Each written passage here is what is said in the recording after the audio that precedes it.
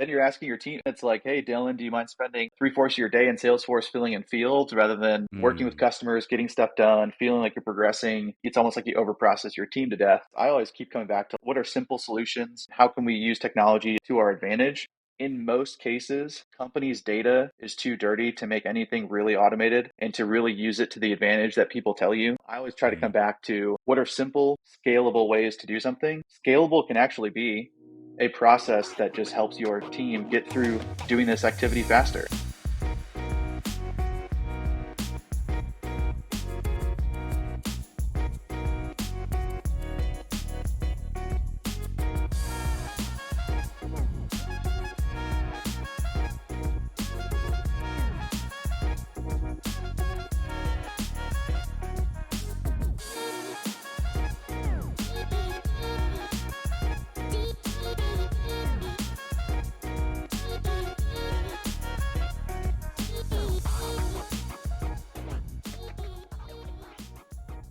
All right, you ready to kick it off? I am. Let's do it. Hey, hi, and hello, folks. Thank you for joining us. You're listening to Lifetime Value, the customer success podcast, where we help you wrap up the week that was in customer success and start you off on the right foot for the one ahead of you. I am your first ballot Hall of Famer, Jim Kelly of Customer Success Podcast. My name is Dylan Young, and this week's guest needs no introduction, but I'm going to give him one anyways. He is a marketer turned customer success leader turned marketer. He currently serves as the director of brand at Higher Logic, and he is also the co-founder of Gain, Grow, Retain. You may recognize that name. A key part of his work is in contributing to the CS and broader business-to-business tech communities, meeting people and learning about their work. When he's not working, you can usually find him watching sports, playing golf, or spending time with his family. He also wins the award for the most significant difference between what his LinkedIn profile looks like and what he looked like the first time I met him. Folks, we have Jeff Breunsbach with us today. Wow. Jeff, What an intro. I actually am still caught up on the fact that you used a Jim Kelly reference. And I don't remember if we had talked about being Buffalo Bills fans or not. Did we? so I am not a Buffalo Bills fan. They can go to hell, but I know that you are. That's even better. That's great. That's awesome. And Jim Kelly, he's a badass. So, I mean, look, even if I don't like the Bills. Yeah, he did. I mean, that is like it's like when somebody beats cancer, I don't think you can hate them. So, I Even if he's a 4-time Super Bowl loser, he's a winner in I life, know for right? true. Yes. Thank you for bringing up the 4-time loser part. I appreciate that. Hey, look, he got to the dance. He got to the dance. He didn't, That's okay. he just couldn't find the right person to dance with. Couldn't find the winner. Fair. Hey, so Jeff, actually, really quickly, did I pronounce your last name correctly? I'll be honest, I still was on the Jim Kelly reference and I missed how you even So pronounced my yes, name. So yes, yes.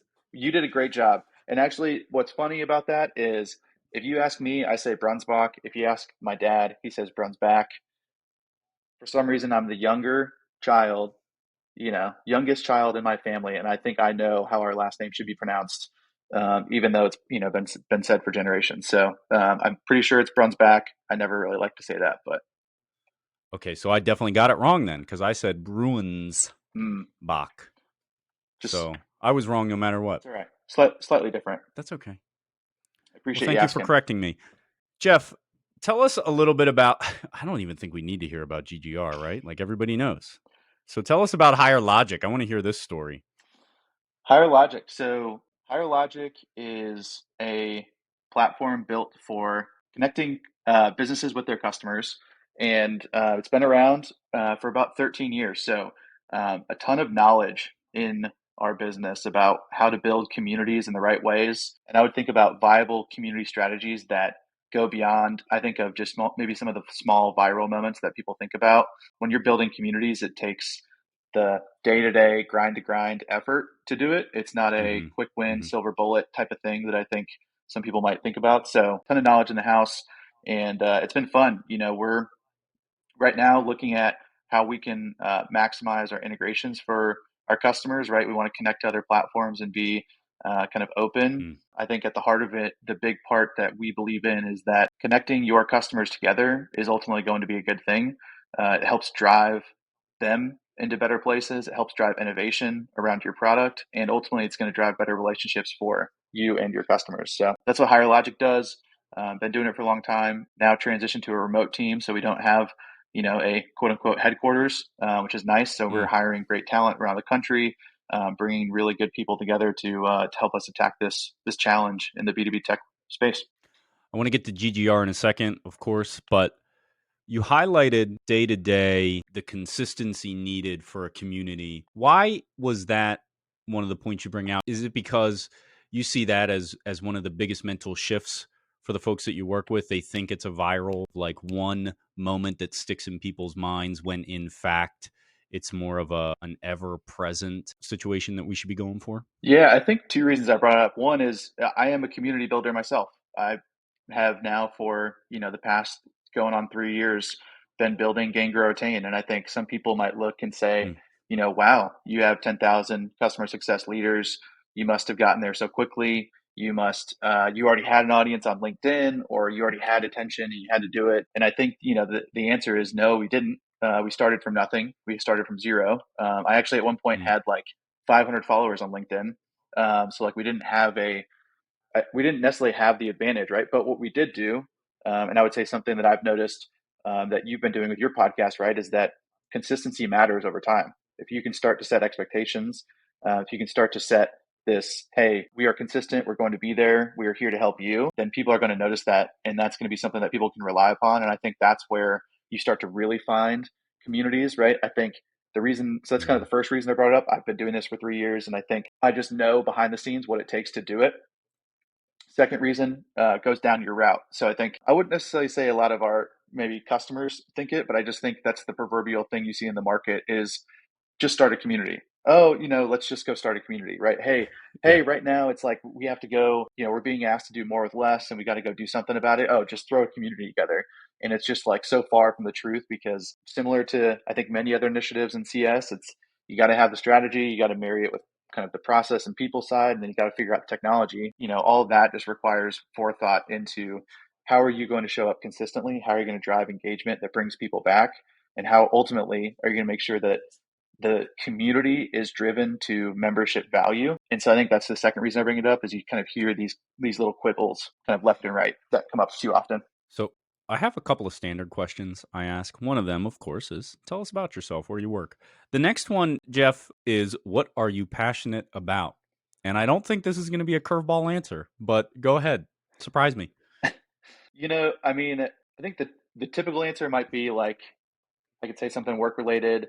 I am passionate about customer success.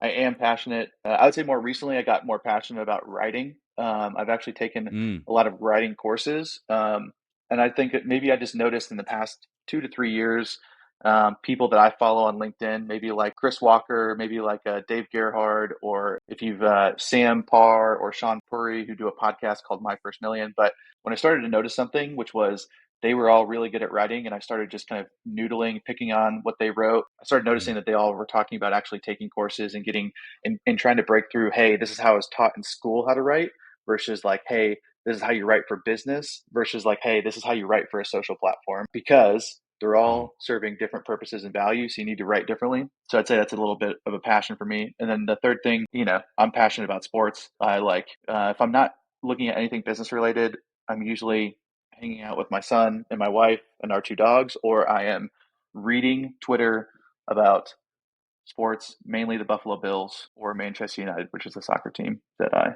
follow. In learning more about writing, this is absolutely a leading question. But are they all teaching you to say, I have had X amount of conversations with people this week, and here are my 10 takeaways? Is that what they're teaching these days? Because I can't get away from it, Jeff. I mean, Everybody's doing it. everybody is. And I think what ends up happening, right, is when you are learning from others, you notice hooks, you notice intros that work, and then you start using them. And then what happens is it starts to be Mm. overused. So I think we're at the part where it's starting to get overused, and Mm. it's going to start to go out of style here pretty quickly. I, I also I hope I appreciate start that trend. I also appreciate that because I'm like 99% sure I put out one of those on Tuesday. We had a dinner on Tuesday, and I'm pretty sure I put out, "Hey, here's what I learned from like 20 leaders." I actually don't think I said, "Here's what I learned." I think I said we had 20 people at a dinner. I forget what I wrote actually. No, It was similar. And I want to make sure you understand that I'm not attacking you no, I don't. personally because you're not the worst offender, but there's a lot of that going on right now. I hear you. And quite frankly, I don't give a damn how many financial reports you've read or how many CROs you spoke to this week. Sounds terrible if you spoke to 15 in a week. How'd you get anything else done? Yeah, right. Anyway, let's talk about the marketing connection. In your bio, you're a marketer turned CS leader turned marketer. So tell me a little bit more about that. So started my career in marketing. I worked for a agency that I would say is kind of non-traditional. We built analytics projects. So instead of maybe your creative or digital agency that you'd think of, we were going to companies specifically around their marketing efforts and saying, "Hey, let's do some analytics projects for you. Let's make sure your data and tracking is all good." So I actually think that really helped shape me in early part of my career, is because I started thinking about data kind of from that moment. I was an analyst. I was working with data sets. I was thinking about how do you connect the dots. I was thinking about how do you use quantitative, qualitative, how do you infer things. And so I think there was just a lot that I learned in that early experience. So I was doing that for about 7 years. I was kind of behind the computer screen pushing buttons, being an analyst, and then I think somewhere along the lines that team said, "Hey, you're pretty good at talking. You're good at relationships. I think you should, start to move into like leading these accounts and becoming more of the kind of strategic thinker around this, working with the client to come up with the strategies and whatnot." So started doing that. Kind of got into the customer success realm. Went and built a consulting firm with Jay Nathan, and so we ran a consulting firm for about 4 years, all around B2B SaaS, customer success consulting. Went and helped people solve problems at Series A, Series B companies around gross retention, net retention. Pretty recently, our CMO came into Higher Logic and kind of saw some of my early marketing background, saw what I was doing with Gain Grow Retain, saw some of the LinkedIn stuff, and said, "Hey, it's pretty interesting the background you have. You kind of know our customers, marketing. We're really looking to do some stuff on our brand that I think would naturally fit." And so kind of cool for me to come back into marketing and kind of fit. But it's nice because I actually, I still get to interact with customers a lot. I still get to interact with the market and with kind of our new sales team. So I actually kind of feel like I have a really Yeah. nice kind of blend of getting different perspectives. And for me, I'm not like diagnosed ADD or ADHD, but like if you ask my wife, I definitely have it. Yeah. And what that means for me in like business world is like I like the variety of like talking with different people, learning different things. And so for me, like having the breadth is actually like a good thing, or else I would probably go bored. You're also, I would think, using like both sides of your brain. I don't know. At least for me, it feels obvious that that's like a fun way to work, right? To be able to use both sides of your brain, the creative and the logical. Jeff, would you like to jump into a couple of the current event topics from the past week? Let's do it. So, one thing that I saw come up a couple of times this week, I feel like we're in a negative space here, Jeff, a lot lately, and some of it is warranted, a lot of the layoffs and so on and so forth. But now I'm starting to see things like, I guess it's actually related, if you think about it, specifically to the layoffs point. This idea of what to do if you lose your champion at your customer. This is inspired a couple of the folks I saw talking about it. Of course, there are more. Daphne Costa Lopez and Ali Cudby. My initial question for you is, how do you think about customer champions? Are they sort of the alpha and the omega that people position them to be? At the end of the day, business is all about getting work done through people. We aren't to the point of the world where blockchain is running everything, everything is automated. Work is done through people, it's done through relationships.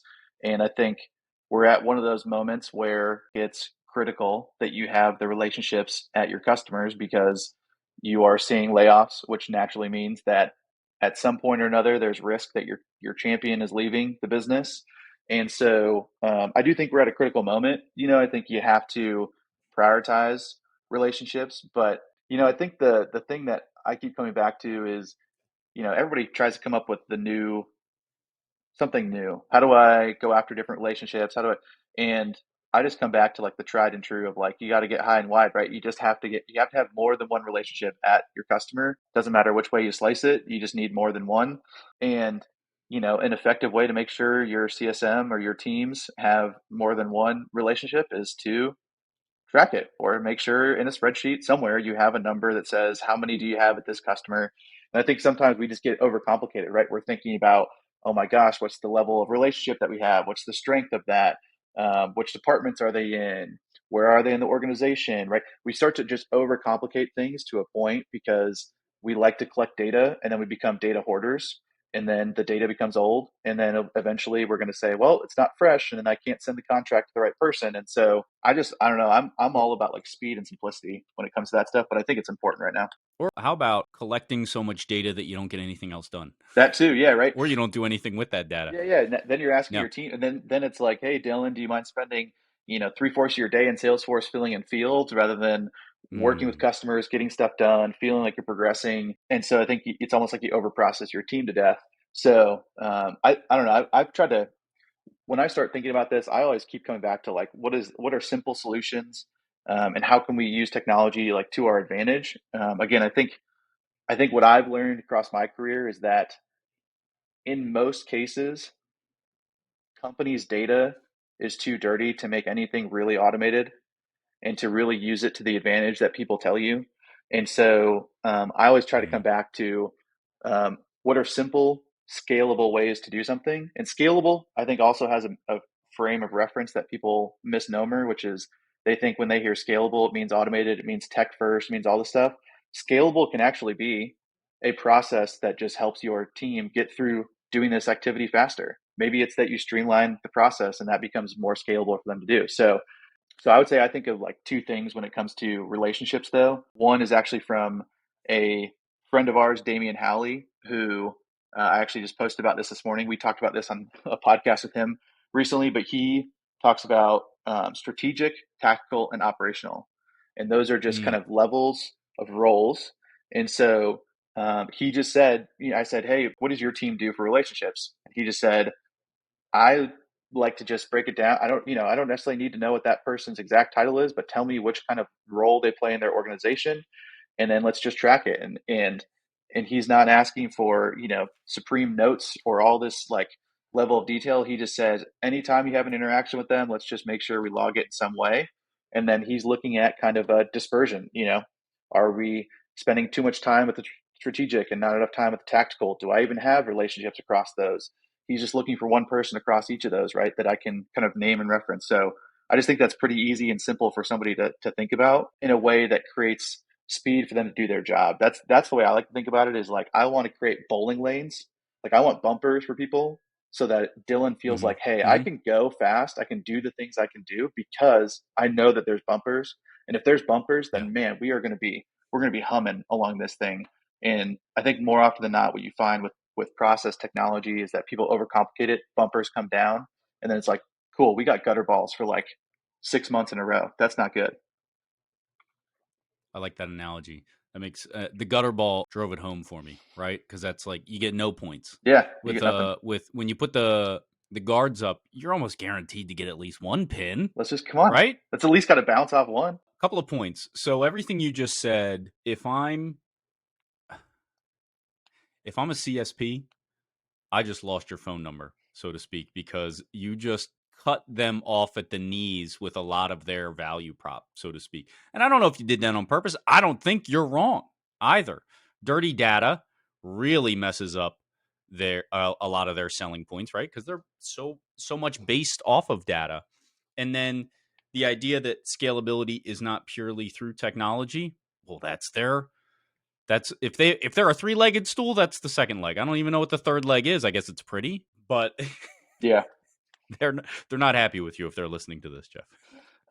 Yeah, and I mean, there is a time and a place, but Sure. I think more often than not, and again, I think like we sell technology, I sell a SaaS platform. Yeah. I believe in having technology, but I just think from our consulting days, I think what you see more often than not is companies aren't ready to adopt the technology because they haven't thought deeply enough about the process, they haven't thought deeply enough about their teams, and then you just kind of put on a band-aid solution, and then you proverbially get 6 months, 9 months, 10 months down the road, and they're still kind of in a similar spot, maybe just with a little bit more on top. And so, yeah, definitely time and a place. I do think that simplicity drives to, hey, like, even in some cases, like you can track that stuff in a spreadsheet yourself, as a CSM at the end of the day.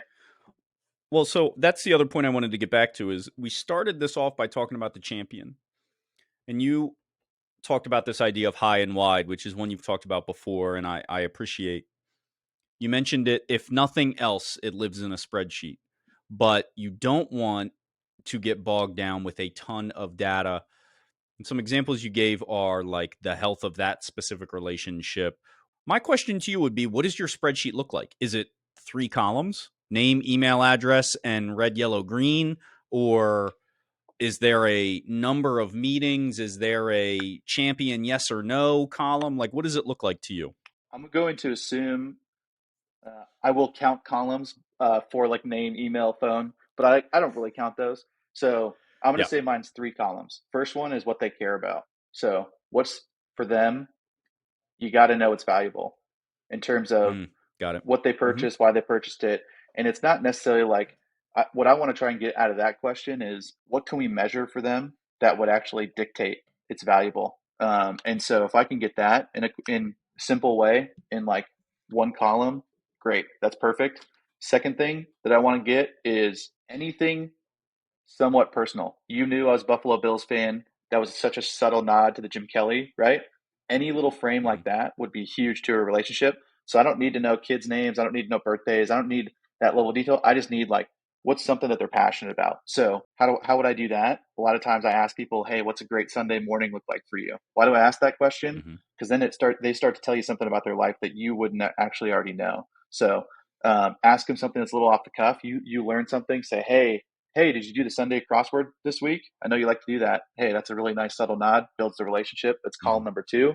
And then column number three for me would be something around relationship strength or something, or like last contacted, when's the last time I looked at them, just because I want frames of reference of like, oh, it's been a long time, oh, it's been a short time. So I would try and put that maybe into a red, yellow, green. I don't want to look at days so much. Maybe it is like 30, 60, 90 days out from when I last talked to them, but that would be like the third column that I put in there. But again, I think those are pretty simple. You keep track of those fairly easily. I like that. A good CSP, you can do that very easily, right?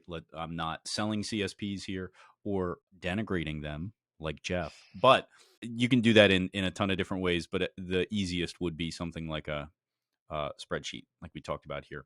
Now, you had a fantastic segue into the second point we want to talk about, and this is something that I know is very near and dear to you. I've heard you talk about it, write about it on a number of different occasions, and that's this idea of scaled CS. You already hit on what I think is probably the most important and a little bit of the sneaky part of scaled CS, and that's this idea that it does not have to be.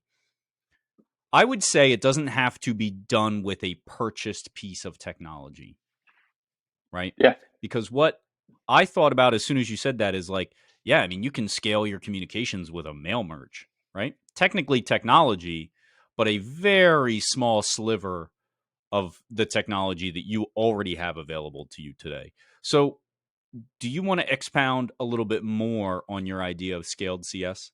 Yeah, the evolution to me is pretty interesting, right? I think you heard for a number of years that scaled CS was your lowest tier customers, your least paying. You just kind of gave them what people call is like the expected level of service, and that Mm-hmm. was kind of the bare minimum. And that's who you're just sending them some emails. It's really automated. It's this digital journey. And I think what you're starting to hear, right, is this idea of like, oh, well, now it's not just a segment of customers. Like you could really be doing all of these things across your customer base. And so Mm-hmm. to me, I think that evolution is really so. Yes, I agree with you a little bit about the technology piece, but I think why are we there? What happened? And I think it's just how people actually draw attention or drive attention, and how people consume information these days is so wildly different. And so what I mean by that is it's really hard for a CSM to get a meeting on somebody's calendar, right? I've purchased. Actually, I just saw a report I think recently from some one of the tools that were out there. Maybe it is Better Cloud, who does a lot of SaaS. They have a SaaS product, but then they do some research behind the scenes that an average SaaS company is purchasing almost 100 tools, 100 SaaS tools in their company. So think about what that means. That means there's 100 tools that an IT team's managing, or 100 tools, across like that customer. Mhm. There is maybe 100 CSMs that are reaching out to anybody in that organization, trying to get time, trying to get energy, trying to get them to do something. And I Mhm. just think that's so hard to do. Is like, hey, I need 30 minutes, I need an hour, I need all this time to get something done. So what does that mean? That means we have to approach it differently. That means I need to start giving you value first. That means I need to give you stuff. Can I want to stop you for 1 second, Yeah, only because I have trouble wrapping my head around people having difficulty getting meetings with their customers. So you do these meetups, right? And you talk to leaders and folks that are doing this on a regular basis. Do they agree with that concept? Have you stress tested that idea with these folks, and are they is this what they're saying? that it's hard Because I personally have not, and I'm that it's I'm hard to get really meetings. curious about. Yeah. Yeah, I mean, I think at the top end of your book, your enterprise customers, your right. I Hmm. think the answer is no. I can get meetings with them when I need to. We have the right relationships Sure. generally. It's going pretty good. But I think as you scale Okay. down and as you start looking at lower cost customers, lower paying customers, lower complexity, I think people are starting to say, well, I don't have a relationship there. I can't really get a meeting if I need it. Got I it. think that's where you're starting to see that more and more. So think about somebody who's got maybe more of an SMB or mid market Yeah. Yeah. that's starting to pile up. And again, then almost Okay. exacerbate that from your earlier point, right? Market conditions right now mean we need to make sure we have all our revenue, which means I need to make sure I have relationships, or that I know that our customers are safe.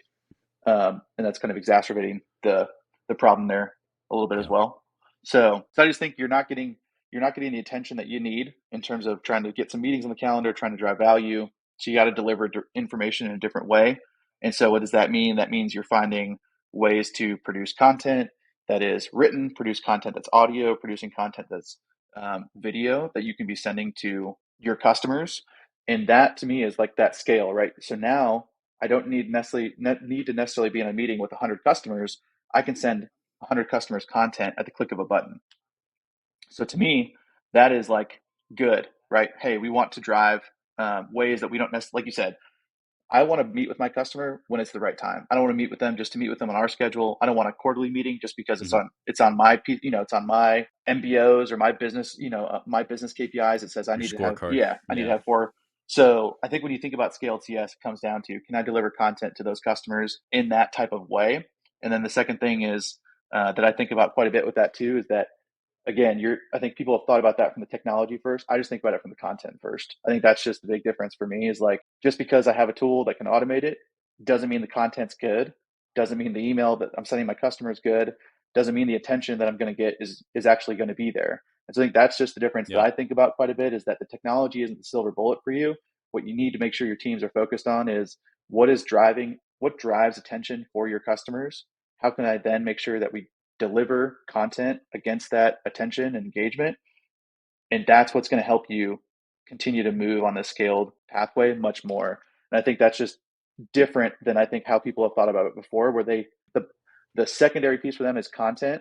And they're like, it doesn't matter what the subject line is, it doesn't matter what the content is. I just need to get something in front of my customer. That's not going to cut it Yeah. anymore when your customer can smell through the bullshit. Or they're just too damn busy. That too, yeah. They won't even respond or answer. In your shoes, though, let me flip a question around on you real quick. In your shoes, how do you mentioned, right? You don't have a hard time Yeah. getting one on ones, and you try and be value driven. Is there something that kind of is there like a north star for you that you kind of ask yourself before you ask for a meeting, or kind of before you send something? Is there something that is in your mind that you kind of, hey, is this the right thing? I think I think it's not specific to customers, but it serves the way I interact with my customers very well. Anytime I engage anybody for anything, personal or professional, I typically try to understand the value. And sometimes that's quantifiable with customers. It's, hey, I got this new feature that can help you do X, Y, and Z, give you a return of blah, blah, blah, right? That's pretty easy to quantify and then define whether it's actually worth. what level of engagement it's worth. It's typically always worth something, even if it's not a quantifiable improvement for them. Maybe it's user satisfaction, right? Like Yeah. that's worth an email, but it's not worth a hour-long conversation necessarily. I think even personally, you can lean a lot more on the intangibles, right? Like you might want to call up your buddy on a Friday night and just chat, right? The value there is friendship, but I try to always be cognizant of the time I'm taking away from, well, my buddies are married, they have kids, like is they're sacrificing something to talk to me. And on more than one occasion my buddies and I have acknowledged that their wife might say something like, oh, you talk to him more than you talk to me, right? Yeah. Like, and that's where you're starting to bump up against probably the limits of your value, Yeah. right? Yeah. And I think I try to think about that in every day in every way. I think that's my North Star. I think it's a good. I like your point about sometimes it's quantifiable, sometimes it's not, right? Because I do think that Mm-hmm. sometimes there are things. I think a lot of times in this culture too, we're driven to think that everything has to be measured, everything has to have a number, everything has to have a metric. That's not always good. That also leads to hoarding. And so I also think of like, hey, there are some intangible things, unmeasurable things that I want to be doing here. And I would say the other thing that you kind of touched on a little bit, I would say leads me down the scaled CS path as well, thinking about leading with content first, that I just say is something that people need to lean into more is it's okay not to talk about your product every single time you're talking to your customer. And again, I think Yeah. sometimes people get lost in that. Well, if I don't talk about my product when I'm talking about my customer, how are they going to know about us? Well, they're going to know about you because you're actually giving them valuable content. Doesn't matter if it's about your product. It actually matters if it's about their job, if it's about how they can get out of work for 39 hours this week instead of 40.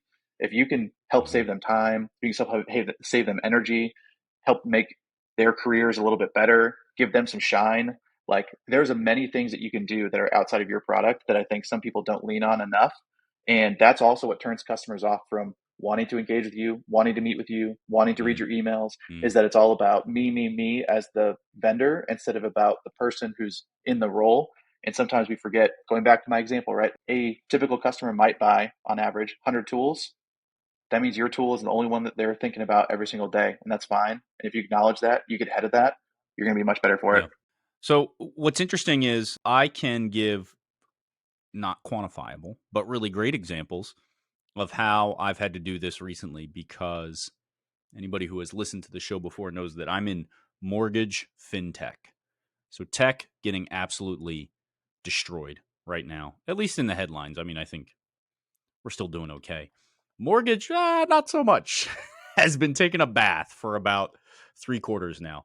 And we're starting to see a little bit of optimism. When I say you could not be more tone deaf if you were to try and sell to a mortgage company right now, there are few truer words out there right now. Yeah. And so much of my conversation has been, and this is hard for me, largely as a dude, to just listen to my customers bitch and moan, Yeah. to give them somebody to talk to that is not technically, but kind of unbiased, right? Like, oh, they think their company's stupid, or they're surprised they still have a job, or their initiatives have changed 180 degrees since they bought our software. And not necessarily, they're going in a different direction from us, but they just can't, they don't have the time to focus on an incremental increase that my next feature can provide to them. And so while every once in a while, if they say something to me that's like, my so and so's just can't produce enough widgets to be profitable, that's a great opportunity for me to say, oh, well, we might be able to help you with that. But otherwise, it's very much like, yeah, you're not crazy. Everybody's saying the same stuff. This, why don't we, great example of what you said, 39 instead of 40 hours. I'll say, let's just scrap this meeting. Like, go for a walk, man. Like, you could use it. Yeah. Yeah. uh, and then the flip side of that is literally had a conversation earlier this week where my main point of contact, one of my customers, told me to please have my sales executive stop calling them because he's doing the exact opposite. Not listening, just pitching, Yeah. has no concept of what's going on. Yeah. And so those are two real world examples of the same thing you just said. It doesn't always have to be about you or your product. Sometimes you're just building a relationship. Self-awareness is key too, right? Understanding your role in that situation and the timing goes a long way. And like you said, it's What's noted. the saying? It takes a lifetime to build a reputation. It takes moments to destroy it. Yeah. I think you say the same thing about relationship equity with a customer. And it's not specific. You have some, your company has a ton. So you control a good amount of that. And if your company crashes and burns, you might still have a good relationship with your customer.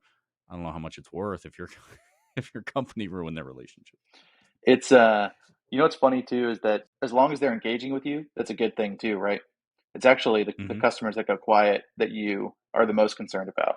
And so I think the big thing, like you said, is whatever I could be in the moment, like why not be that just so I'm engaged, I'm with them as a partner.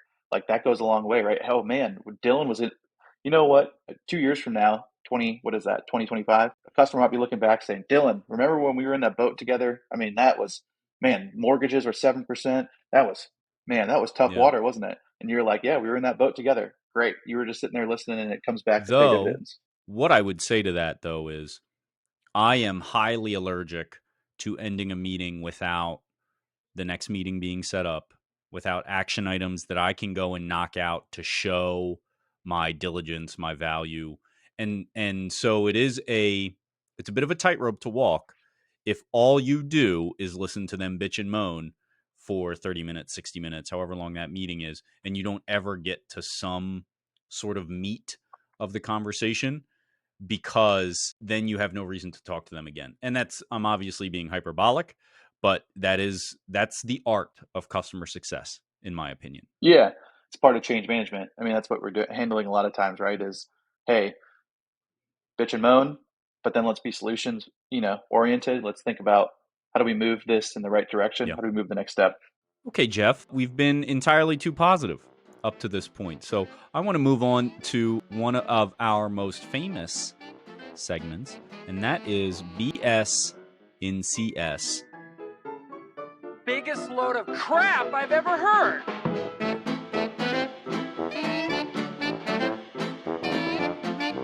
Number one bullshit.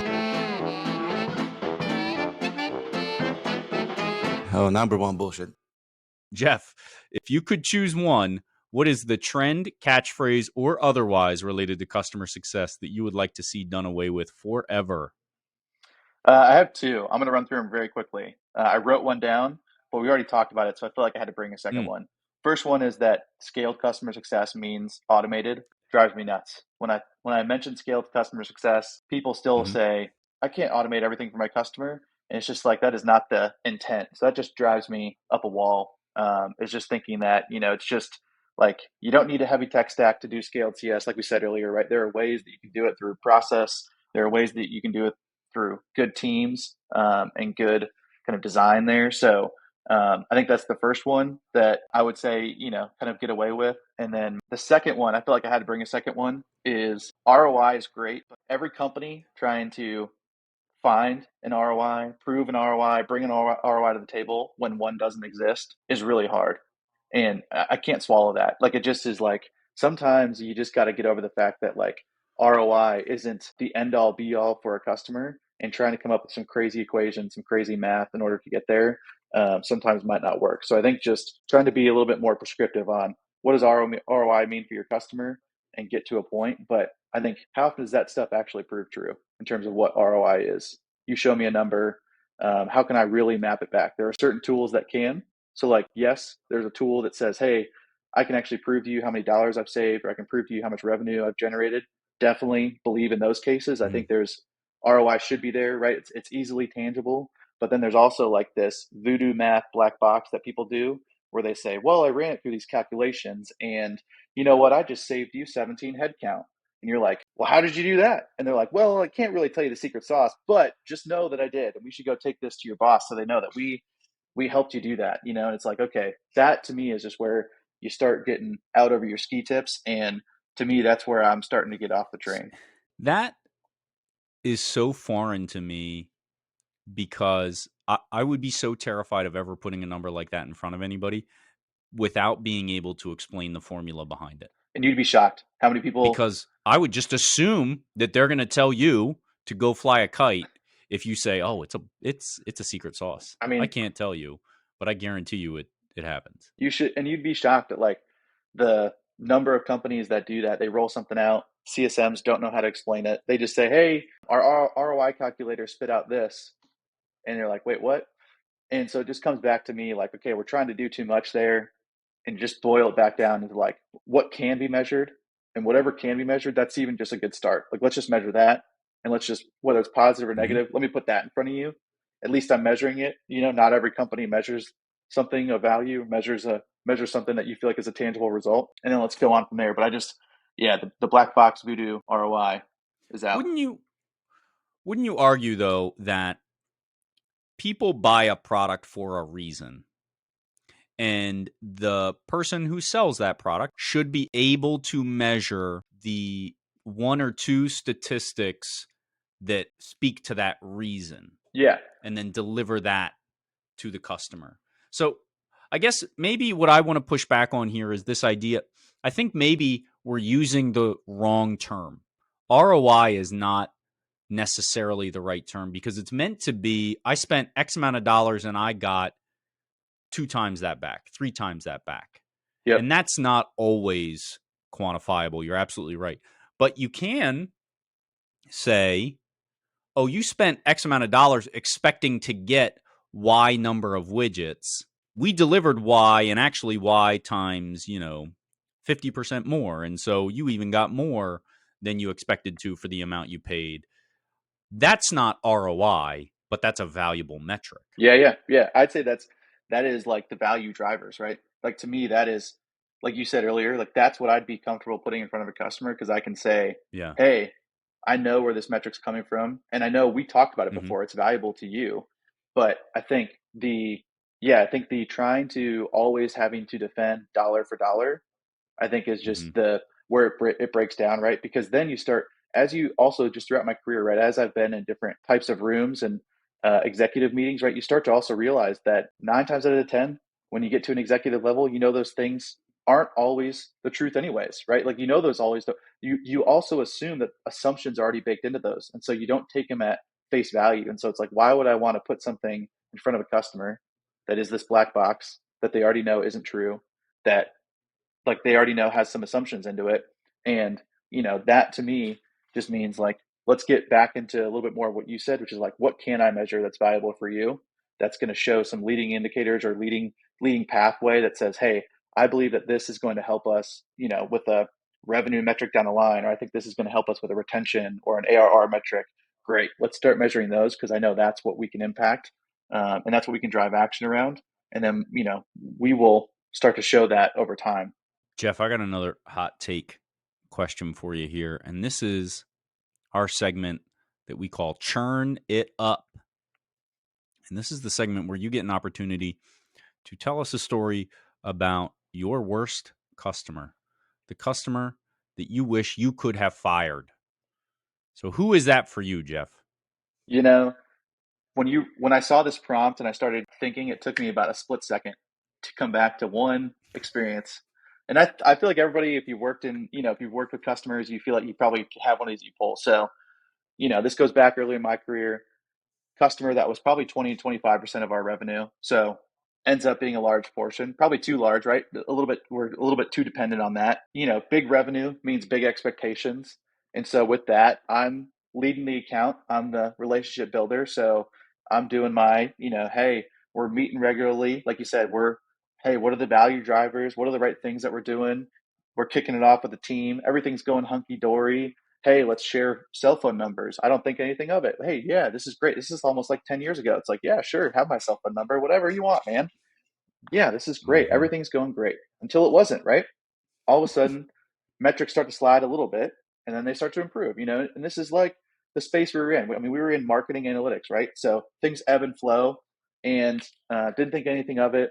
I would get a text here and there, maybe after hours, maybe 6 p.m., 7 p.m. Hey, could you take a look at this? Or hey, did you see this is happening? Or on the weekend, I get one. hey, a little harmless, I'd respond, sure, I'll take a look at it then, or yeah, I've got a quick response. Well, little did I know that that would lead down a path of becoming more consistent, more consistent, more consistent until the straw broke for me, which was Christmas Eve.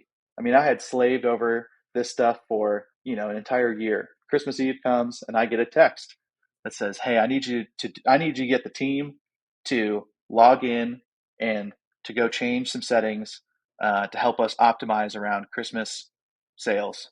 And I was like, I am not going to do that. Like, we have never set the expectation that our team is working around holidays. We didn't set the expectation going in. I'm not going to do that. So instead of me making the client upset in that moment, I said, I'll just go do it. I'll take one for the team. So I go do it. Um, Christmas comes around. Next day, No. Christmas comes around. No. Text me again, ask me to do it. And the funny part too is like you're reading these texts and you're like, surely they know this is like Christmas Eve, Christmas. Like, yeah, they know. Like, then still the texts keep Mhm. coming. And Mhm. I just remember that experience from like the moment. And I just remember after that we had a conversation, and like I went back after the holidays and we went back with our leadership team, and I just like laid that out. And I was like, and you know, at the time it was like they were like, yeah, yeah, I could see how it would get here, and then they were like, yeah, this is like really bad. So that would be the client I go back to is, when you're texting me on Christmas Eve and Christmas Day, we are not in a good place and not on speaking terms anymore. So why did you respond? Was it because you thought it would have put them basically as a churn risk if you didn't do what they needed to for the holidays, so to speak? Yeah, I mean, I think the first part is like how much revenue it took up for the business, right? Like, we're a growing business. In my Yeah. mind, I'm already, like you said, I would almost like not anticipate, but I'm thinking four steps ahead. All right, I don't respond, then they get upset. Relationship starts to go downhill. Then 6 months they churn. Great, Yeah. that's 25% of revenue. Where's then? Does that mean layoffs? Does that mean is it harder for us as a business? So I just like would play it in my mind as already like four steps ahead. So I think that was the first problem, and I think the second one is I just think as a business, we did not set healthy expectations or boundaries around those relationships with customers. Yeah. I think it was kind of a, hey, we're on call, kind of fluid. Hey, we're young, we're cool, we have all this technology, let's use it to our advantage Mhm. kind of thing. And I think that was just kind of like the times because I think it was kind of like one of those moments in technology where you look at it and you're like, yeah, that kind of like caught us off guard because like all of a sudden everything became so accessible when texting became so easy on iPhones. And then it was like your work stuff was on your phone, right? That was when like I was getting my email Yeah. on my phone, all that kind of stuff. And it's like, man, that was just one of those moments where I feel like we didn't set the right boundaries as a business, and therefore it just started to like permeate all these relationships we had. It also stinks of hustle culture. The idea of like, oh, I'm never turned off. Like I always got to be working, always got to be there for my customer. And I'm certainly not making fun of you, but like Yeah, yeah, remember, I love that I can say this with a straight face, but remember when like that's what we thought? yeah. And I'm so glad that it's not that way anymore. Oh my gosh. Yeah, like remember now I'm like thinking about how like abnormal like the Justin Welshes of the world would be, who's like, hey, I'm trying to work like I'm trying to build like $1 million business in like 10 hours a week. When like back then it was like Gary Vaynerchuk was like the big Mhm. guy, like you got to work until you're dead. You got to Oh like yeah. grind. Like I'm here Yeah. 100 hours a week. Do Yep. you think I see my family? And it's like, now you look at that and you're like, God, that is so ridiculous. And the last thing I'll say, put a period on this. I've never wanted to thank Tim Ferriss more than I do now because I feel like a lot of his concepts helped us realize like how unhealthy that was. And I think it's no surprise that he is a big outspoken advocate of the transparency around mental health and things of that nature because I don't even know if he knew what he was doing with all of that, but that has been a huge revelation for oh my god, tens of millions of people probably. Anyway, Jeff, I want to wrap things up with you. And the way we do this, the first thing we always talk about is who out there is moving the customer success profession forward in your eyes in the past 7 days? Who do you want to give a shout out to in the form of the CS Player of the Week? So I have two. I break rules, but Daphne Costa You're a rule Lopez breaker. is one. You mentioned her earlier, but I've been reading her stuff, Yeah. and she's been on point. She puts a lot of good stuff out there. Second one is Greg Danes. He does a ton of research around customer success. He just put out 10. He's put like basically like 10 churn busters that you would think of that like are traditional things that you would think, and he's actually like bucking the Yeah. trend. Really good stuff. Like, love Greg. We just talked to him. Yeah, Jay just did. You guys just released that episode, I think, earlier this week, and I downloaded that report immediately. I was like, dude, this has like some really actionable stuff in it in terms of like, I mean, I'm not going to be able to think of them, but like the folks who don't respond at all, like getting rid of the really negative, the detractor NPS scores, like those are valuable, right? Yeah. But the folks who have never responded ever, and what risk level that creates for them churning, I thought was insane. So that was one that I was like, we got to put that in place immediately. Yeah. Anyway, how about referrals and recommendations, Jeff? So if you could take the audience members and point them in the direction of any one thing, and it does not have to be customer success related, or an activity, what would it be? I recently started reading Charter, Chartr. It is a newsletter that basically does what it says. It puts a lot of charts in your face, and I think it's just a cool way to visualize data. So they'll look at charts that talk about climate trends. They'll look at charts that talk about oil production. They'll look at charts that talk Mm, about B2B SaaS valuations.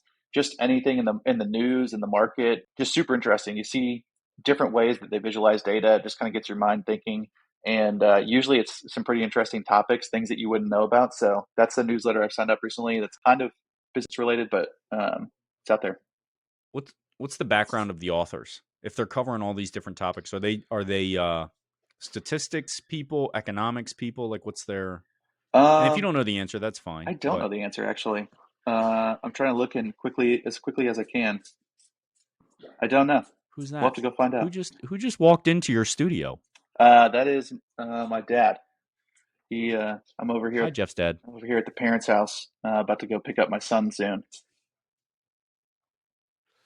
I can't believe he just walked into your studio. This is a professional space, sir.